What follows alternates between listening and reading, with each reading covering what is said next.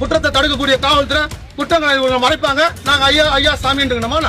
என் கண்ணு முன்னாடி பிஞ்சுக்கு நஞ்சு ஏத்தி அதே பிஞ்சு குழந்தைய பஞ்சு பஞ்சா பிரிச்சு போறதா திராவிட மாடல் மருத்துவம்.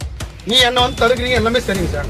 நானா சொல்ல வரேன், நீங்க வந்து பெண் குழந்தை நான் நல்லா புரிஞ்சுக்கணும். நான் அடங்கி போறேன், மிஞ்சி போறேன் நல்லா சார். என் குழந்தை வாழ்க்கை பேரு ஸ்கூல் படிச்சுன்றீங்க. சரி வா.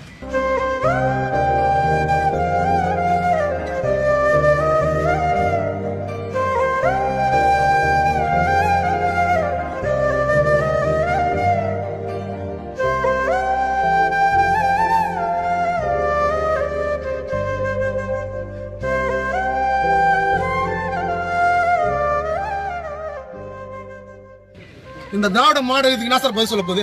இந்த குற்றத்துக்கு இந்த திராவிட மாடலை ஆளுநர் அவர்கள் அகற்ற மாட்டார். தனிப்பட்ட முறையில் என் குழந்தையுடைய வாழ்க்கை படிப்பு இருக்கு. தனிப்பட்ட முறையில் இவங்ககிட்ட பொருளாதாரம் என்னுடைய எல்லாமே சீரஞ்சு இருக்கு. சந்தோஷம் எல்லாமே என் குழந்தைய வாழ்க்கையும் போயிருச்சு.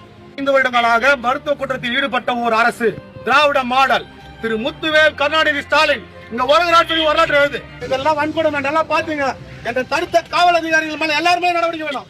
இன்று தலைமை செயலகத்தில் தமிழ்நாடு முதலமைச்சர் மு.க. ஸ்டாலின் அவர்களை சந்தித்து தமிழ்நாடு காவல்துறையில் வேலை செய்யும் காவலர் கோதண்டபாணி அவர்கள் தமிழ்நாடு மருத்துவர் அளித்த தவறான சிகிச்சையால் கோதண்டபாணி அவர்களின் பெண் குழந்தையின் ஒரு கால் அகற்றப்பட்டுள்ளது குறித்து தகவல் தெரிவிக்க வந்தார்.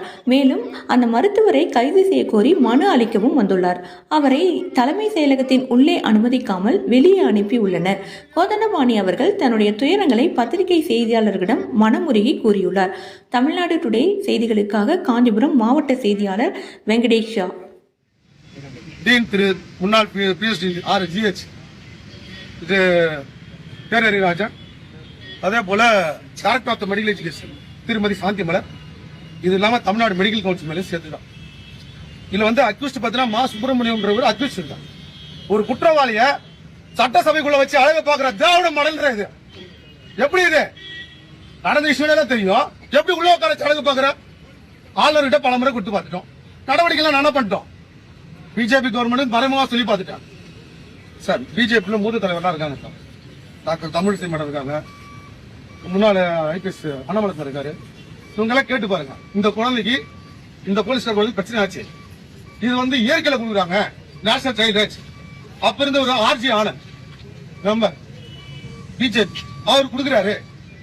இது எப்படி சார்? இது நியாயமா? ஒரு நாளைக்கு 5 முறை வந்து சொல்றீங்களே.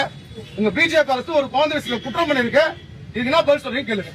இப்ப இருக்கக்கூடிய நாயனார் சார் இருக்காரு, அவர்கிட்ட கேளுங்க. பிரகாஷ் சார் இருக்காரு துணைத் தலைவர், அவர்கிட்ட கேளுங்க. பிஜேபி அரசு இந்த குழந்தைக்கு அஃபென்ஸ் பண்ணிருக்காங்க.